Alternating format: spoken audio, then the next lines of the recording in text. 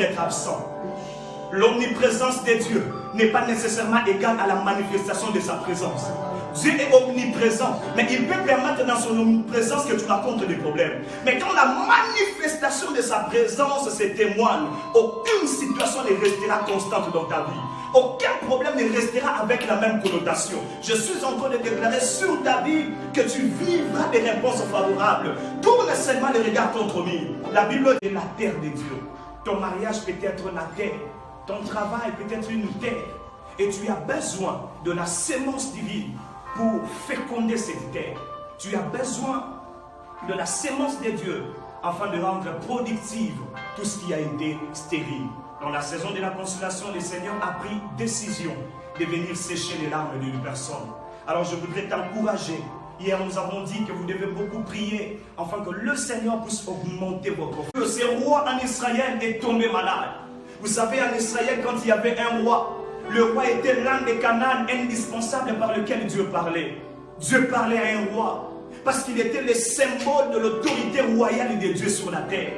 Et même quand Dieu a investi Ézéchias sur son trône, il a investi de l'onction royale. Le prophète Ésaïe est venu avec un signe de l'Éternel. Dis après moi un signe de l'Éternel.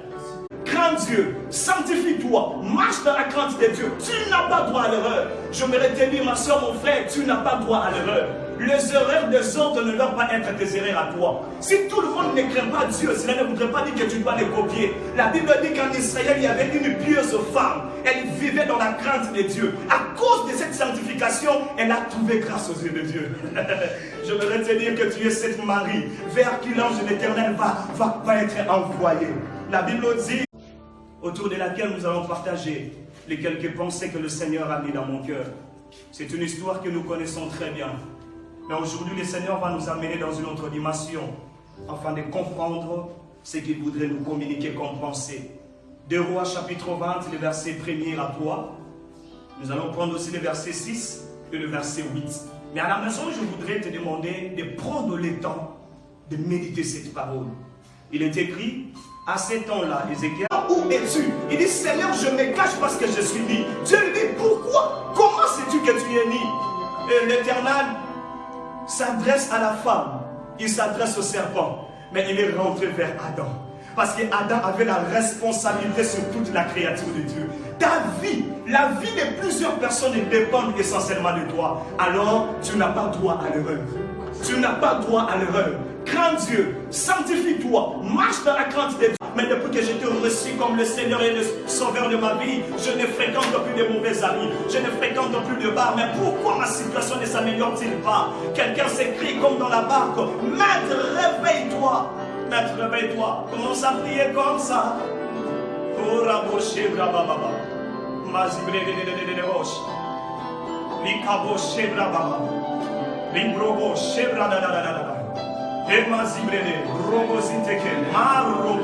A pris décision de venir sécher les larmes d'une personne. Alors je voudrais t'encourager. Hier nous avons dit que vous devez beaucoup prier afin que le Seigneur puisse augmenter votre foi, afin qu'il se passe autour de votre entourage une atmosphère et la restauration de la prière. Alors aujourd'hui nous allons parler de la deuxième chose que procure la saison de la consolation. La saison de la consolation nous procure des réponses favorables.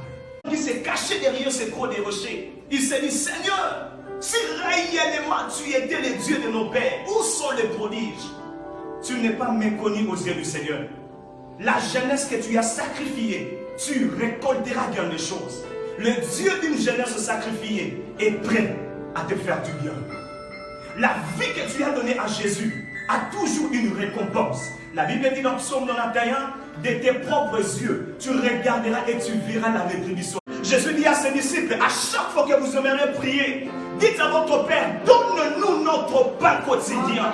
Donne-nous notre pain quotidien. Et cette parole, c'est le véritable pain qui t'a été envoyé. Il est écrit que je suis le pain qui est descendu du ciel. Et le même pain est fait de chair. Elle a habité parmi les hommes. La Bible dit qu'il nous a apporté non seulement la vérité, mais aussi la grâce. Je suis en train de prophétiser une saison de grâce dans ton mariage. Je prophétise une saison de grâce dans ton... Considère-les. Considère-les. Considère-les. Quelqu'un a été déçu encore de son fiançailles. Quelqu'un a été répudié de son mariage. Quelqu'un a été abandonné à son propre sort. Quelqu'un a été humilié depuis un temps. Quelqu'un a été rejeté par le membre de famille. Quelqu'un a épuisé sa garantie locative. Il s'est dit, je n'ai pas de travail avec ces confinements. Que serais-je avec ma famille, ma femme et mes enfants? Dieu te dit, il est un Dieu de prise en charge. Il te garantit. Qui s'y opposera? Dieu n'est pas comme les politiciens de ces pays. Dieu n'est pas comme le système gouvernemental de ces pays. Je suis en train de voir quelqu'un dans son passeport, quelqu'un avec son visa, se poser des questions. Dieu, est-ce que je sortirai de ces pays? Tu es en Turquie, tu es en Grèce, tu es aux États-Unis, tu es en France. Dieu est en train de te donner un visa. Tu vas accéder dans ces pays. Et il dit que celui qui s'appelait Atahel Hol s'est manifesté. Il y a un Altahel Hol qui va se manifester dans ta vie. Écoutez, Dieu est tellement jaloux de ta vie. Il n'échoue jamais. Il est tellement jaloux de ta vie. Et il ne permettra jamais que l'ennemi puisse posséder la terre qu'il t'a donnée. Lisez dans Deutéronome, le Seigneur dit à Moïse, la terre te donnera son fruit à sa saison. Tu n'es pas appelé à échouer. Ces mariages, tu en auras. Tu auras des enfants dans ces mariages.